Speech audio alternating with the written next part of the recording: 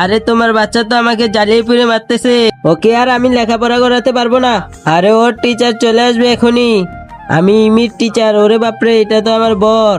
হারামজাদা, 2 আর 2 চাইনি 22 হবে। শালা বেঁচে গেলাম, আমাকে তো ভালোভাবে চিনতেই পারিনি। আমার নাম হচ্ছে আরিয়ান, রিমুর ক্লাস টিচার। যখন আমি বসের খানা চুরি করে নিয়ে যাচ্ছিলাম। আরে রিয়া, এসব নিয়ে কোথায় যাচ্ছ? বস আর টিচার, এইসবের প্রয়োজন নেই আমার। ফোন চালাচ্ছ তাহলে তোমার পয়সা কেটে দেবো। আমার তো 20,000 স্যালারি, এটার থেকে কাটলে কি থাকবে? রিপোর্ট বানাতে বলছি, এটা কি? এটা তো লাভ লেটার দেখছি। চলো মাস্টার, তুমি নেচে দেখাও। রিয়া একটা কুত্তা, রিমু একটা বেকার।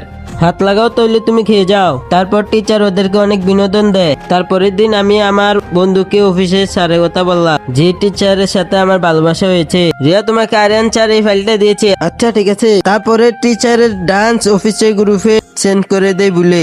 তার আগে তুমি যদি ইন্ডিয়ার হও তাহলে লাইক করো, যদি বাংলাদেশ হয়ে তখন লাইক সাবস্ক্রাইব দোনোটাই করো। তুমি যে দেশে সে দেশে পতাকাটি কমেন্ট বক্সে দিয়ে যাও।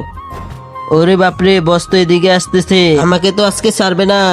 আমাকে বাঁচিয়ে দাও, তুমি আমার ডান্স গ্রুপে কেন দিয়েছো? প্লিজ বস, আমাকে মাফ করে দেন। আরে পাগল, কোনো সমস্যা নেই, আমি তো আজকে তোমার নাচ দেখবো।